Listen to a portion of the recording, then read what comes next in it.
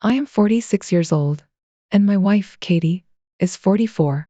We have two grown children, a 23-year-old son and a 21-year-old daughter. Katie is also expecting another child in about 3 months, although this pregnancy was not planned. Nevertheless, I was thrilled at the prospect of becoming a father again. Before delving into the main issue, let me provide some context.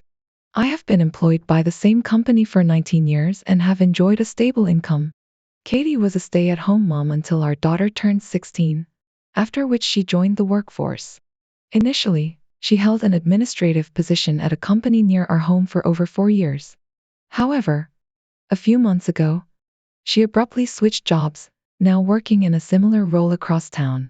While the new position offered a modest pay increase, it seemed disproportionate to the sudden change. The situation took a drastic turn when I was contacted by Brenda, the wife of Katie's former boss. Brenda revealed that she had uncovered evidence of a physical affair between her husband and Katie, which occurred 6 months prior, just before Katie left the company. Initially skeptical, Brenda provided copies of their communications, which shattered my disbelief. These messages painted a vivid picture of an affair spanning about a month, with multiple rendezvous, including meetings at our home. In one poignant exchange, the boss implored Katie to leave me, promising significant incentives and professing his love for her. Despite the allure, Katie asserted her commitment to our marriage, ultimately terminating the affair. Coincidentally, this decision aligned with her resignation from the company. Following her departure, her former boss made desperate attempts to entice her back, offering substantial pay raises and concessions. However, Katie stood firm, declining his advances and severing ties completely. Upon learning of the affair, Brenda promptly ejected her husband from their home and initiated divorce proceedings. She also exposed the misconduct to his employer, resulting in his dismissal from his managerial position. Grateful for Brenda's candor, we pledged to stay connected. That same evening, I confronted Katie, who initially attempted to deny the allegations.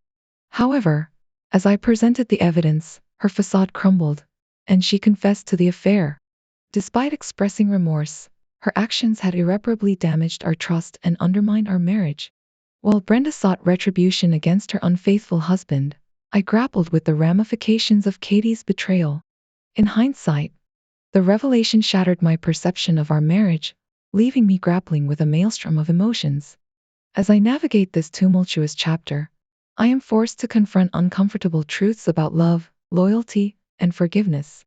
Despite the pain, I am determined to emerge from this ordeal with dignity intact, charting a path forward that prioritizes honesty, integrity, and self-respect. Following the unveiling of irrefutable evidence, Katie's composure crumbled, and she tearfully confessed to her indiscretions, echoing the expected remorse of one caught in the throes of infidelity. Despite her fervent pleas for clemency, I remained resolute, unequivocally resolving to initiate divorce proceedings then and there. Her entreaties intensified, citing the cessation of the affair and her resignation from employment as gestures of her love for me and aspirations for a harmonious home for our imminent child. However, unwavering in my determination, I insisted on a paternity test upon the child's birth. This ultimatum plunged her into despair, vehemently asserting the child's paternity while I held steadfast in my demand for genetic confirmation. Upon divulging the circumstances to her parents, Katie's admission and subsequent emotional unraveling underscored the gravity of the situation. It was a somber occasion compounded by the necessity of disclosing the predicament to our children, who were understandably aghast and disheartened by their mother's actions. Subsequently, I relegated Katie to the confines of the spare bedroom, curtailing interaction and eschewing shared meals. In heeding my father's counsel, I sought legal guidance to safeguard my interests, a decision vindicated by the attorney's insistence on an immediate paternity test. Despite Katie's fervent pleas to defer the test until after the child's birth, my attorney cautioned against such procrastination, stressing the imperative of expeditious paternity confirmation. Though Katie offered to waive any claims against me in the event of non-paternity, my attorney urged unwavering resolve and advised minimizing communication with her. In adherence to my legal counsel's directives, I adopted a measured approach, prioritizing the protection of my assets and ensuring diligence in confirming paternity. The ensuing weeks would prove pivotal in navigating the labyrinthine complexities of divorce and safeguarding my future amidst the emotional maelstrom wrought by Katie's infidelity. I followed through on my commitment to limit our interactions, despite Katie's persistent attempts to reach out to me daily. Her messages conveyed a mix of desperation and hope, as she pleaded for another chance to salvage our marriage. In one text, she expressed her reluctance to inform her former boss of his paternity and her decision not to pursue him for child support, insinuating that she was willing to shoulder the responsibility alone. However, I remained steadfast in my determination to move forward with the divorce proceedings. The betrayal I had endured, compounded by the revelation of the child's paternity, had shattered the foundation of trust upon which our marriage once stood. While part of me empathized with Katie's plight and recognized her remorse, I could not overlook the gravity of her actions and the irreparable damage they had caused to our relationship. As the days passed, Katie's emotional state continued to deteriorate. Her tearful apologies and promises of change rang hollow, overshadowed by the lingering sense of betrayal and resentment that gnawed at my heart. I grappled with conflicting emotions, a profound sadness for the loss of the life we had once envisioned together, and a burgeoning sense of liberation as I contemplated a future untethered from the pain and turmoil of our past. Meanwhile, I immersed myself in the logistics of divorce, consulting with my attorney to ensure that my interests were protected throughout the process. Despite the emotional toll it exacted, I remained resolute in my decision, drawing strength from the unwavering support of my family and friends who stood by me during this tumultuous time. In the end, the divorce proceedings concluded with the dissolution of our marriage and the division of assets. While the road ahead remained uncertain, I took solace in the knowledge that I had emerged from the crucible of betrayal with my dignity intact and the promise of a brighter tomorrow on the horizon. She insisted that I should raise the child as my own and assured me that nobody outside our immediate family needed to know the truth. However, I couldn't bring myself to agree to her proposal. I reiterated my stance, explaining that while I harbored no animosity towards the child, I couldn't forge a paternal bond with someone to whom I had no biological connection. Despite her tears and heartfelt pleas for reconsideration, my decision remained resolute. During this tumultuous period, an opportunity emerged for me to relocate to North Carolina to oversee operations there, a proposition that I seriously entertained. The encouragement from my children, who were eager to accompany me, weighed heavily in my deliberations. Ultimately, I resolved that if I were to accept the position, it wouldn't solely be for financial gain but also to escape the harsh winters of my current locale. 10 months later, Katie and I finalized our divorce proceedings amicably, dividing our assets evenly without any financial obligations towards each other or the child. At my attorney's suggestion, we stipulated in the agreement that the child would not bear my last name, a decision that initially saddened Katie but was eventually accepted.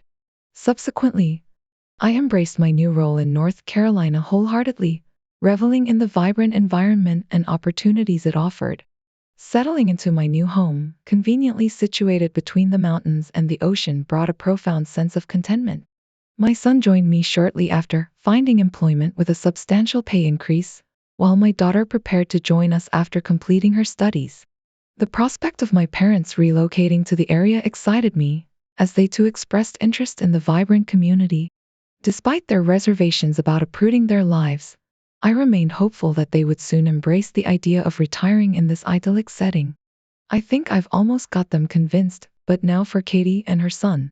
My kids informed me that she's been contemplating quitting her job and relocating here too. This has caused distress for her parents, as she's their only child. She's trying to persuade them to accompany her, but they're not interested. Fortunately, my kids have managed to persuade her to reconsider, highlighting that she'd be losing her parents as reliable caregivers. I sincerely hope she doesn't decide to move here, as it would only complicate and stress my life once again. She hasn't mentioned anything to me about this, and I hope she doesn't. If she does decide to move, there's nothing I can do about it, so for now, I'm just observing how things unfold. Following our divorce, Katie continued to contact me as if we were still together. Just last week, I reminded her to only reach out if it concerns our children.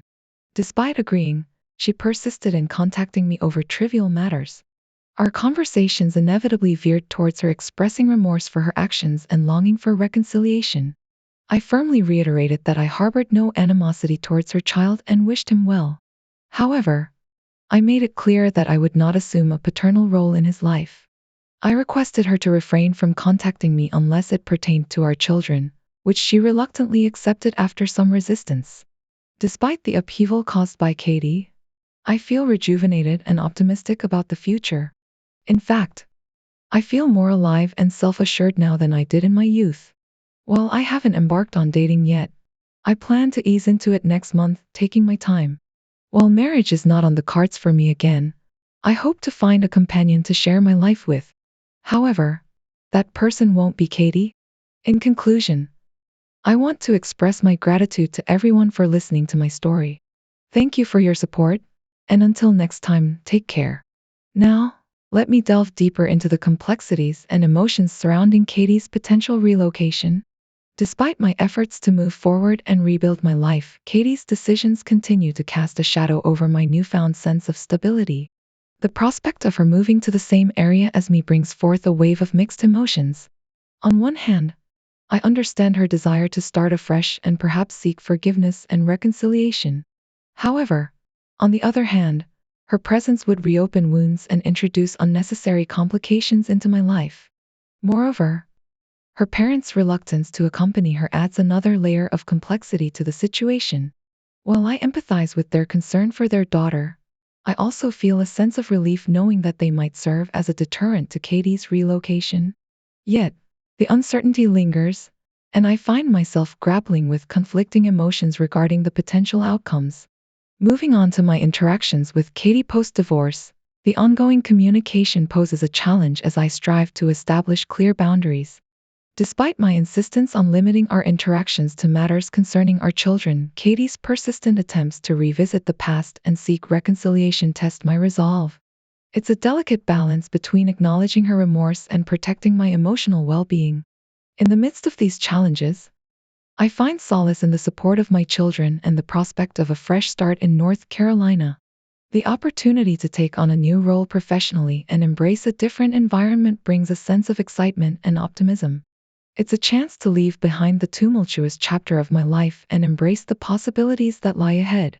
As I contemplate the future, I recognize the importance of taking things one step at a time.